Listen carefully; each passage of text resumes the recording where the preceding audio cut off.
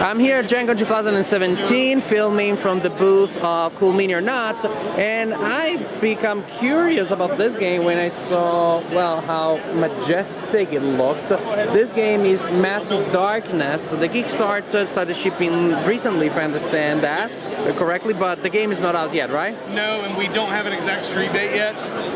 It will retail when it does come out at about 120. So while we're waiting for that release, Scott has kindly agreed to give us a general idea, general sense of what the game is all about. Thank you, Scott.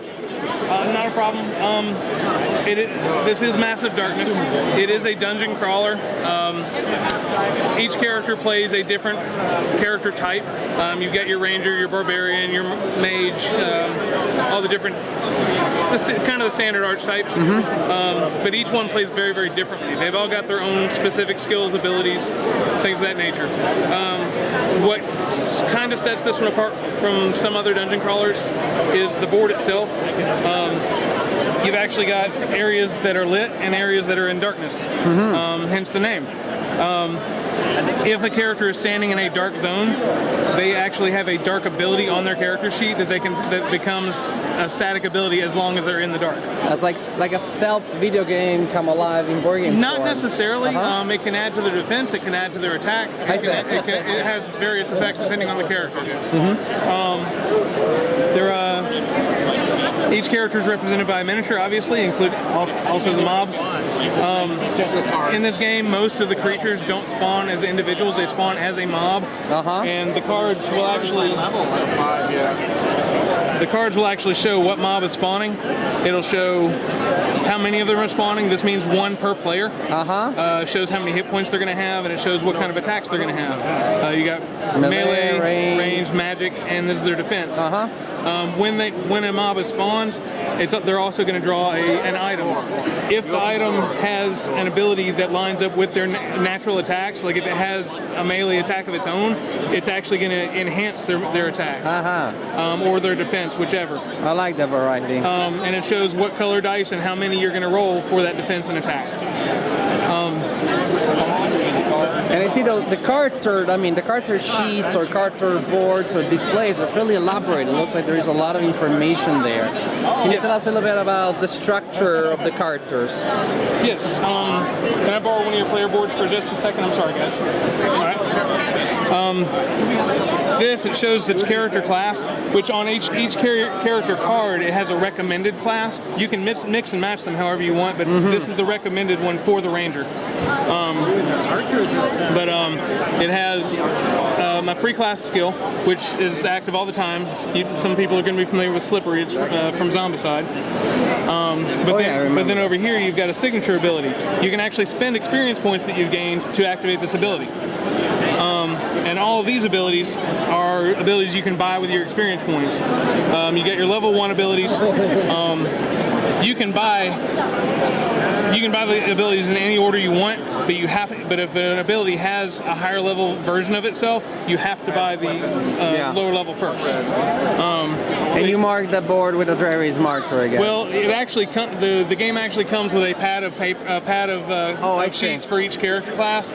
So you would actually write on it with a pen. We had these laminated for the con because of how many we're going to run through. But the character card actually has other abilities on it. The ranger's specific abilities. This is the shadow mode skill. So as long as they're standing in a dark section, when they roll their attack dice, if they get a BAM symbol, they're going to get two extra hits. Their special skill is Eagle-Eyed. They get to reroll blank dice one time when they attack. And down here, like I said earlier, it shows the recommended class for this character. And that display is used to keep track of the armor points, I guess, like health points. Which one, sorry? That plastic brown display. On the left side of it, that's your character's health. Everybody's going to start at 5 health except for the barbarian. He starts with 6. The bottom right of the plastic tray is your regular experience. The spots on the top right of it, that is a separate experience track specifically for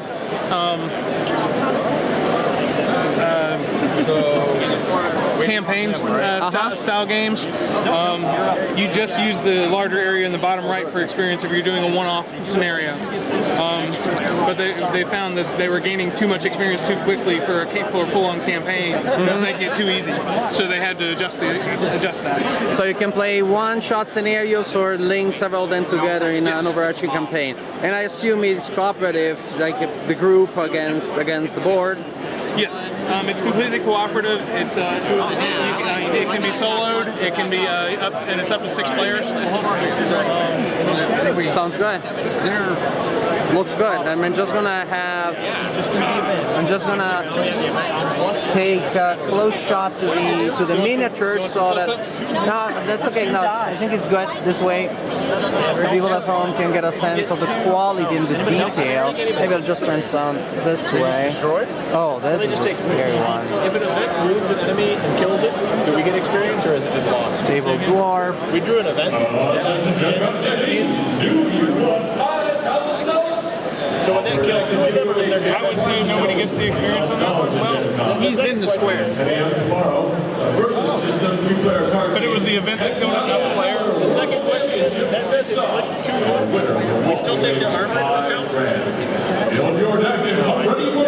Or is it just No, it's direct wounds. So they're just dead. Those 2 are dead. They have a health of 1. Alright, so then those wounds over. Very impressive miniatures. Very impressive miniatures. Thank you, Scott, for this very informative overview. You're very welcome.